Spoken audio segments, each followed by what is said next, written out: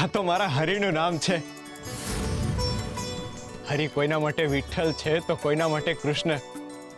હરિ સર્વસ્વ છે. હજારો નામ છે એના, પણ છે તો એકનો એક જ ને, મારો વિઠ્ઠલ, મારો કૃષ્ણ, મારો ગોપાલ. હરે કૃષ્ણ હરે કૃષ્ણ.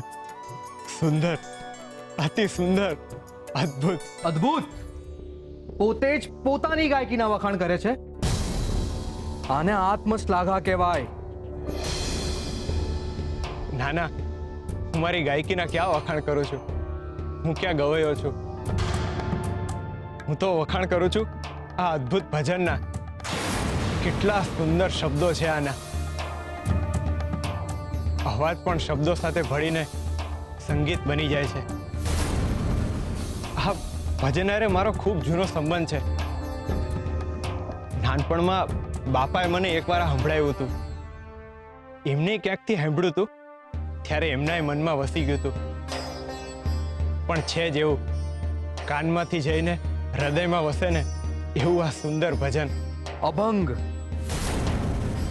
અભંગ કહેવાય એને, ભજન નહીં. હા તો અભંગ પણ કહેવાતું હશે, પણ છે તો મારા હરિની સ્તુતિ ને. જેમ હરિને વિઠ્ઠલ કહેવાય, કૃષ્ણ કહેવાય, એમ ભજનને અભંગ કહેવાતું હશે. જે કહેવાય પણ મનને તૃપ્ત કરે છે એવા શબ્દોને આ સંગીત છે. બાપાએ જે દીથી ગાયું છે ને, એ દીથી મારા મનમાં કોતરાઈ ગયું છે. એટલે જ તો તમારી અરે હાથમાં હાથ પુરાવી એકો ને હરીને આટલું સારી રીતે હમરી હેકો. આને સાદમાં સાદ પુરાવ્યો ના કહેવાય. આ અભંગનું નિર્માણ મેં કર્યું છે.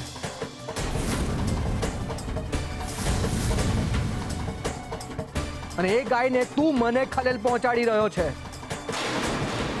આને સાદમાં વિક્ષેપ પાડ્યો કહેવાય.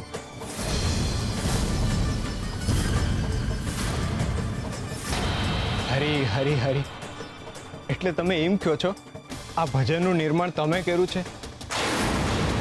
ના ના ના, તમે આવું કઈ જ કઈ રીત ના શકો. આ તો અશક્ય છે. અરે આ ગોરા શું બોલી રહ્યો છે? સાવ બોટ છે, એને ખબર નથી પડતી કે કોની હારે વાત કરી રહ્યો છે.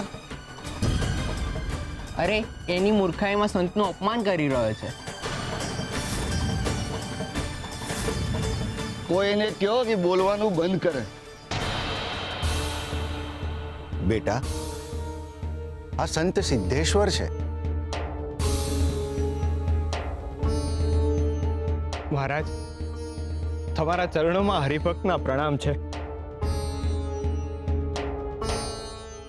સંત તો સત્યનો અવતાર હોય છે. સંતને સંસારના હંધાઈ સત અસતની જાણ હોય છે. તો તમે જ કહો, હા ભજન એટલે કે હા અભંગનું નિર્માણ તમે નથી કર્યું ને?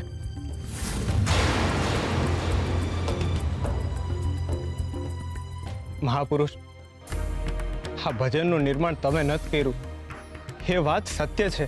તો કોણે કર્યું છે? તે કર્યું છે? ના ના, મારું એવું ગજુ ક્યાં મહારાજ.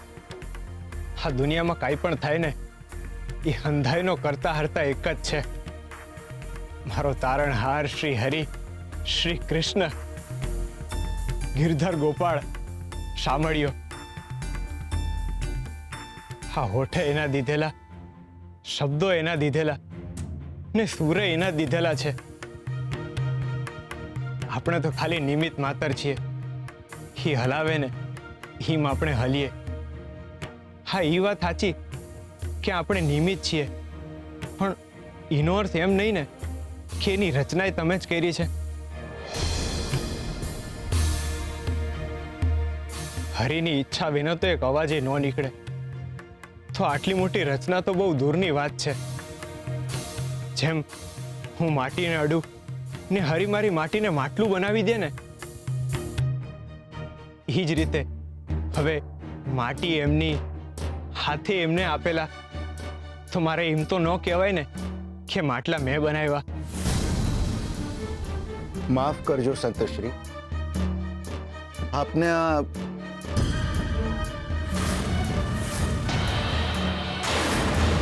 માટીવાળા પગ, મેલું ધોતિયું અને મેલો ઝબ્બો, શરીર મેલું પણ મન ચોખ્ખું. શરીરે માટી પણ મન મોતી જેવું છે.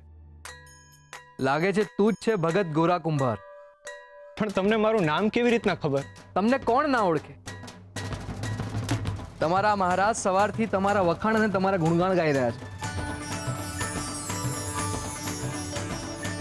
એમના શબ્દમાં ફક્ત ગોરાના નામનો જ ઉચ્ચાર હતો.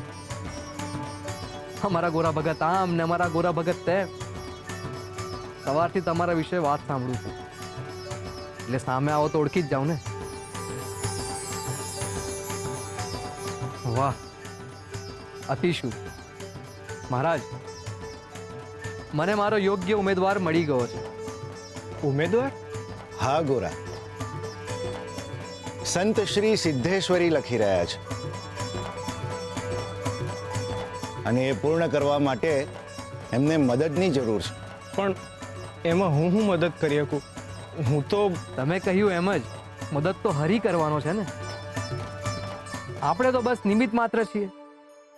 મેં સિદ્ધેશ્વરીમાં ઘણા આધ્યાત્મિક પ્રશ્નોના જવાબો લખી નાખ્યા છે, પણ એટલે તમે કીધું એમ મને વિઠ્ઠલે બધા જ પ્રશ્નોના જવાબો આપી દીધા છે.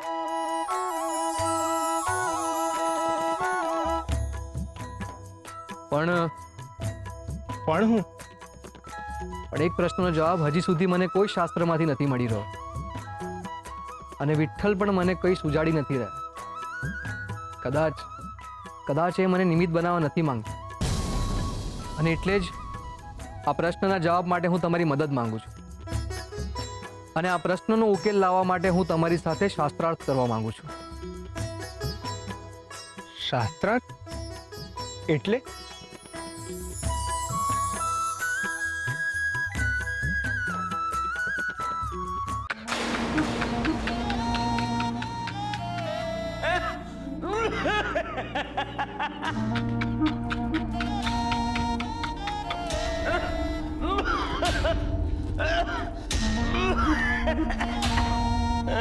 હું સાચું જ કહું છું. સંત સિદ્ધેશ્વર ગોરા સાથે શાસ્ત્રાર્થ કરવા માંગે છે. એની પાસેથી સવાલોના જવાબ લેવા માંગે છે. પણ મજાની વાત એ છે કે ગોરાને શાસ્ત્ર એ શું એ જ ખબર નથી.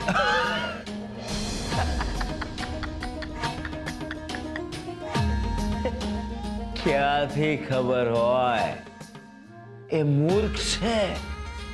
અરે વાંદરાને શું ખબર હોય આદુના સ્વાદની? હરી હરી કરતા કઈ ગીતા જ્ઞાન ના આવી જાય? એ માટીમાં રમનારો એ શાસ્ત્રોની ચર્ચા શું કરી શકે? અને ગોરા સાથે શાસ્ત્રોની ચર્ચા કરવી એટલે દિવાલો સાથે માથું ભટકાવા બરાબર છે. એ અજ્ઞાનીને જ્ઞાનના જ્ઞાની પણ ક્યાં ખબર છે?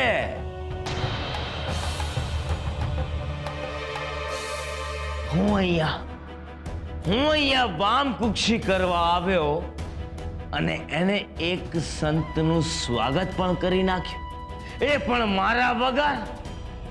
અને તું આ વાત મને છેક અત્યારે કરે છે? એક જ્ઞાનીનું સ્વાગત બીજા જ્ઞાનીએ જ કરવું જોઈએ. પણ બાપા કોઈને યાદ જ ના આવ્યું. સંત જેવા મંદિરમાં આવ્યા એવા જ બોલવા લાગ્યા, ગોરા ક્યાં છે, ગોરા ક્યાં છે? એમણે એકે વાર ન કીધું કે મંદિરના પૂજારી બાપા ક્યાં છે.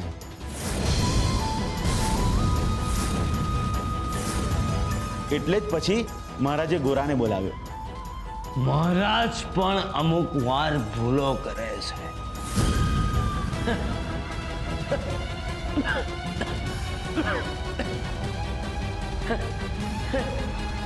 મહારાજ, અરે એવા સંતની સામે મારા જેવા જ્ઞાનીને મુકાય તો શાસ્ત્રાર્થ થાય. આવા જ્ઞાનીને મૂકીને મહારાજ ગામની આબરૂ કઢાવે છે. અરે એને શું ખબર કે શાસ્ત્ર શું છે? એ તો ખોટી ખોટી બળબડ કરીને સંતનું માથું ખાઈ જશે. હું નથી એટલે નિસંદેહ કોઈએ એ સંતનું સ્વાગત પણ નહીં કર્યું હોય. હું જઈશ ને પછી એક સંતને શોભે એવું સ્વાગત હું કરીશ. ટીમલા, આ ફળ ફૂલ લઈ લે. આપણે એમને શોભે એવી આગતા સ્વાગતા કરીએ અને બતાવીએ બધાને કે આ માધવપુર ગામનો સાચો જ્ઞાની અને વિદ્વાન કોણ છે. આ ગોરાના ગાંડપણની સામે મારું જ્ઞાન કેટલું સવાયું છે એની બધાને સમજ પડી જશે. શ્રી હરિ નમો નારાયણાય. શ્રી હરિ નમો નારાયણાય. સંતશ્રી, હું શાસ્ત્રાર્થ માટે યોગ્ય વ્યક્તિ નથી. ના મને ધર્મનું જ્ઞાન છે, ના હું શાસ્ત્ર ભણેલો છું. ભક્તિના નામે મને ખાલી એક જ શબ્દ આવડે, શ્રી હરિ. બાકીના વાંચતા આવડે ના લખતા આવડે, એક શ્લોક પણ યાદ નથી. હું તો માટી ખુંદારો માણસ છું. મારી પાસેથી તમને કાંઈ નહીં મળે. તમારી મહેનત એડે જાહે મહારાજ. ગોરા ભગત, શોધતા આવડે ને તો માટીમાંથી પણ મોતી મળી શકે છે, ને ન આવડે તો મોતી પણ માટી બરાબર હોય છે. મને માણસની અંદરના મોતીની પરખ કરતા આવડે છે. હું પણ વિશ્વાસ મૂકીને પ્રયત્ન કરું છું કંઈક મેળવવાનો. તો તમે મન મૂકીને પ્રયત્ન કરો કંઈક આપવાનો. કારણ કે મરજીવો અને દરિયો બેવ રાજી હોય તો મોતી દૂર નથી રહેતું. સંતશ્રી, તમે મારા ઉપર કંઈક વધારે પડતો જ ભરોસો રાખી રહ્યા છો. ભરોસામાં માપ ના હોય ભગત, એ તો અમાપ છે, અને એટલે જ એને ભરોસો કહેવાય છે. અને એમ પણ પારખવા માટે પ્રયત્ન તો કરવા જ પડે ને ભગત. હું મારી બાજુથી પ્રયત્ન કરીશ તો કંઈક મેળવી શકીશ. તમે તમારી બાજુથી પ્રયત્ન કરો.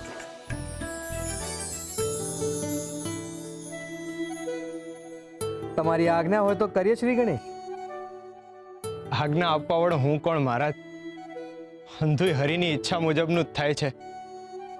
પૂછો, તમારા મનમાં જે સવાલ હોય ને પૂછો. મને હરિ જેવા સુજાડશે ને એવા જવાબો આપીશ. હરે કૃષ્ણ, હરે કૃષ્ણ. ભગત, મને એક સવાલ સતાવી રહ્યો છે, અને એનો જવાબ ના કોઈ પોથીમાં છે કે ના કોઈ શાસ્ત્રમાં. ભગત, બ્રહ્માજી સાથે મળીને આ સૃષ્ટિનું નિર્માણ કર્યા પછી વિઠ્ઠલ એટલે કે શ્રી હરિને એવી ઈચ્છા થઈ કે એ કોઈ જગ્યાએ જઈને આરામ કરે, પણ એવી જગ્યા જ્યાં એમને કોઈ હેરાન ના કરી શકે કે એમને ખલેલ ના પહોંચાડી શકે. એમણે પોતાનો આકાર નાનો કરી દીધો અને જમીનમાં જ સમાઈ ગયા. એમને થયું કે એમને હવે કોઈ નહીં શોધી શકે, પણ મનુષ્યએ એમને સ્વયંભૂ મૂર્તિ રૂપે જમીનમાંથી શોધી જ લીધા. પછી ભગવાન હવામાં આરામ કરવા લાગ્યા, તો મનુષ્યએ એમની ગરુડદેવ રૂપે પૂજા કરવાની શરૂ કરી. ત્યાંથી પણ એમને શોધી લીધા, ત્યાં પણ આરામ ના કરવાથી. પછી ઈશ્વર અગ્નિમાં સમાઈ ગયા. એમને થયું કે નિસંદેહ એમને કોઈ ત્યાં શોધી નહીં શકે, કારણ કે અગ્નિ પાસે જવું એ તો પીડાદાયક હોય ને. અને મનુષ્ય એમની અગ્નિદેવ રૂપે જ પૂજા કરવા લાગ્યા અને એમને અગ્નિદેવતા તરીકે સ્થાપિત કરી દીધા. ત્યાંથી પણ એમને શોધી જ લીધા અને ત્યાં પણ આરામ ન કરવા દીધો. પછી વિઠ્ઠલ બહુ મૂંઝાઈ ગયા. એમને થયું કે એવી તો કઈ જગ્યા છે જ્યાં એ સંતાઈ જાય, જ્યાંથી એમને કોઈ મનુષ્ય શોધી જ ના શકે, પણ એવી કોઈ જગ્યા એમને મળી જ નહીં. અને છેવટે એક જગ્યાનો વિચાર આવ્યો જ્યાંથી મનુષ્ય એમને શોધી જ નહીં શકે. તો મારો પ્રશ્ન એ છે ભગત કે ઈશ્વર ક્યાં સંતાયા હશે. સમુદ્રમાં સમુદ્રમાં સમુદ્રમાં સમુદ્રમાં